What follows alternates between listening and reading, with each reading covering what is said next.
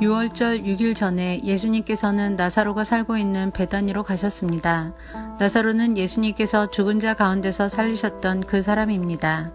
그 집 사람들은 예수님께 저녁 식사를 대접하였습니다.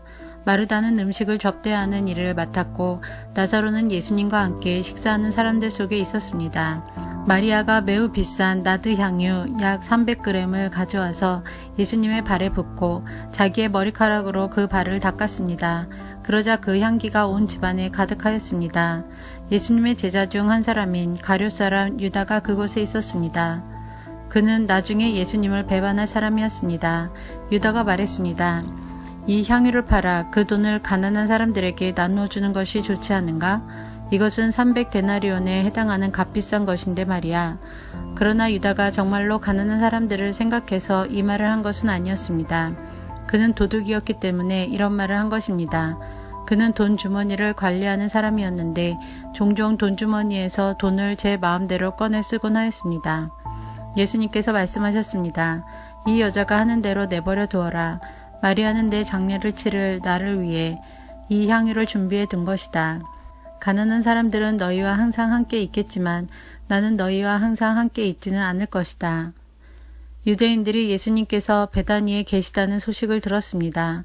그래서 그들은 예수님만이 아니라 예수님께서 죽은 자 가운데서 살리신 나사로도 보려고 크게 무리를 지어 그곳으로 왔습니다.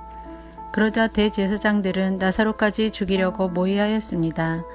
이렇게 그들이 나사로를 죽이려고 하는 것은 나사로 때문에 많은 유대인이 예수님께 가서 그분을 믿었기 때문입니다.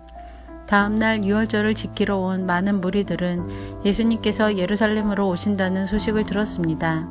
그들은 손에 종려나무 가지를 들고 예수님을 맞으러 나갔습니다. 그리고 외쳤습니다. 호산나 주님의 이름으로 오시는 자에게 복이 있을 것이다. 이스라엘의 왕에게 복이 있을 것이다. 예수님께서는 어린 나귀를 발견하시고는 성경에 기록된 대로 그 위에 타셨습니다. 시온에 따라 두려워하지 마라. 보아라 너의 왕이 오신다. 그분은 어린 나귀를 타셨다. 예수님의 제자들은 처음에 이 말씀을 깨닫지 못했습니다.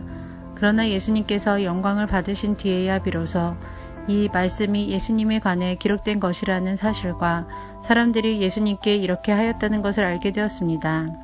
예수님께서 나사로를 무덤 밖으로 불러내시고 그를 죽은 자 가운데서 다시 살리실 때 예수님과 함께 있던 많은 군중들은 계속해서 예수님께서 행하신 일을 증언하였습니다. 이처럼 많은 사람이 예수님께서 행하신 이 표적에 대한 소문을 들었기 때문에 예수님을 맞으러 나왔던 것입니다. 그래서 바리새인들은 자기들끼리 이렇게 말했습니다. 보시다시피 우리 계획은 하나도 성공을 거두지 못했습니다. 온 세상이 저 사람을 따르고 있지 않습니까? 유월절에 예배드리기 위해 예루살렘에 온 사람들 중에 그리스 사람들이 더러 있었습니다. 이 사람들이 갈릴리 벳세다 출신인 빌립에게 와서 요청했습니다. 선생님, 우리가 예수님을 뵙고 싶습니다. 빌립이 안드레에게 가서 말하였고 안드레와 빌립은 다시 예수님께 그 말을 전했습니다. 예수님께서 그들에게 대답하셨습니다. 인자가 영광을 받을 때가 왔다. 내가 너희에게 진리를 말한다. 밀알이 땅에 떨어져 죽지 않으면 한 알 그대로 있지만 죽으면 많은 열매를 맺는 법이다. 자기 목숨을 사랑하는 사람은 목숨을 잃을 것이지만 이 세상에서 자기 목숨을 미워하는 사람은 영원히 목숨을 보존할 것이다. 누구든지 나를 섬기려면 나를 따르라. 내가 있는 곳에 나를 섬기는 사람도 있을 것이다. 나를 섬기는 사람은 내 아버지께서 높이실 것이다. 지금 내 마음이 무척 괴로우니 무슨 말을 하겠습니까? 아버지, 이 때를 벗어나게 해주십시오. 아닙니다. 나는 이 일 때문에 이 때에 온 것입니다. 아버지, 아버지의 이름을 영화롭게 하소서. 그때 하늘로부터 내가 이미 영화롭게 하였고 또다시 영화롭게 할 것이다 라는 소리가 들렸습니다. 곁에 서서 이 소리를 들은 많은 사람이 천둥 소리가 들렸다고 말했습니다. 그러나 그 사람들 중에는 천사가 그에게 말하였다 라고 하는 사람들도 있었습니다. 예수님께서는 이렇게 대답하셨습니다. 이 소리는 나를 위해서가 아니라 너희를 위해서 들린 것이다. 이제 이 세상을 심판할 때가 되었다. 이제 이 세상의 통치자가 쫓겨날 것이다. 내가 땅에서 들려 올라가게 되면 나는 모든 사람을 내게로 이끌 것이다. 예수님께서 이런 말씀을 하신 것은 자신이 어떤 식으로 죽을 것인가를 보이려는 것이었습니다. 군중은 이 말을 듣자 이렇게 말했습니다. 우리는 율법에서 그리스도가 영원히 계실 것이라고 들었습니다. 그런데 당신은 어떻게 해서 인자가 들려야 한다고 말씀하십니까? 당신이 말씀하시는 인자란 도대체 누구입니까? 그러자 예수님께서 대답하셨습니다. 빛이 잠시만 더 너희와 함께 있을 것이다.